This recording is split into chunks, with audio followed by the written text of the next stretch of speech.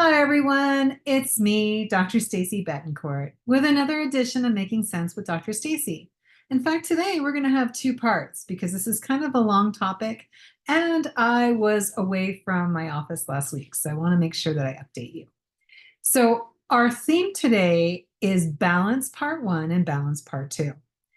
So as a society, we have created so many things within ourselves that get in the way of living. And think about this for a minute. We have our basic expectations of our daily life. There's work, taking care of family, the basics of getting up and getting out of bed. What's your morning routine look like? If you have children, that's even more demanding. If you have a spouse, it's demanding. If you have pets, it's demanding. Do you get what I'm saying?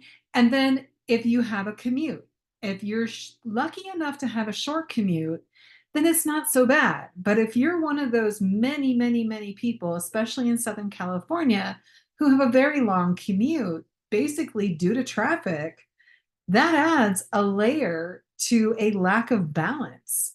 Before you're even getting to your workplace, you are sometimes completely stressed. And even though it doesn't seem like it, we don't like to admit it, it's there. So the thing is that you get to work, you go through the motions, you do what's expected at your job, and you do it hopefully with full fidelity. But at the end of the day, you're then having to commute back. And again, if you have that commute, then your going home commute is far worse in most cases than your getting to work commute. So there's that. And then the whole expectation of kids are in sports, you've got to get dinner, you've got to take care of things, there's doctor's appointments, there's everything that comes into play. And before you know it, it's bedtime and you've done nothing for yourself. And that's a problem because that's balance and that's a lack of balance. And then there's technology and the idea that we can all get down the rabbit hole and get lost in technology. I'm just as guilty of that. But at the same time, I get my message out to you every week through the use of technology. So I'm not saying that technology is a bad thing, but it is all about the balance. For example, for me, my phones go silent after 8 o'clock at night.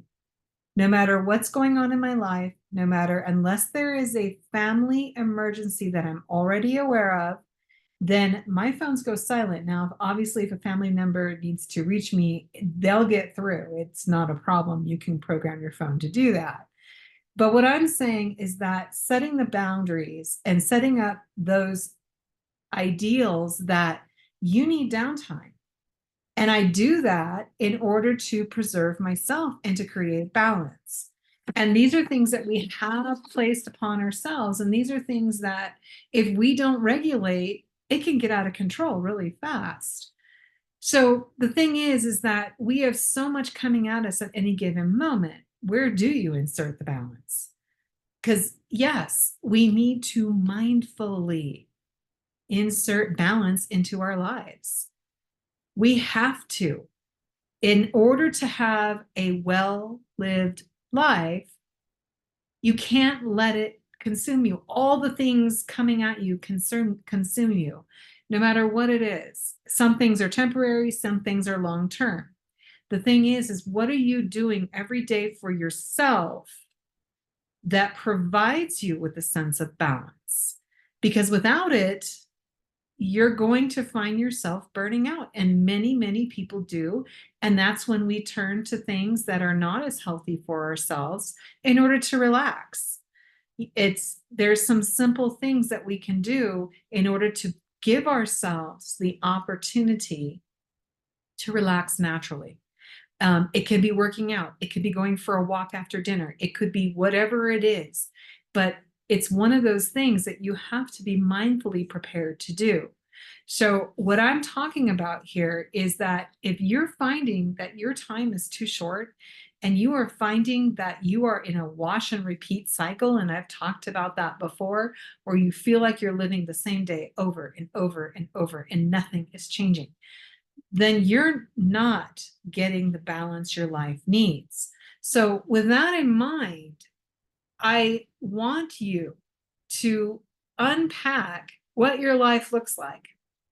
Think about what the things you're doing in your life that are adding in a positive sense and taking away on a negative sense. And if you have more negatives pulling at you, either by your own design or by other people, then it's time to look at what you can do to reclaim the balance in your life. And my next part of this video, I'm going to talk a little bit about that and things that you can possibly do.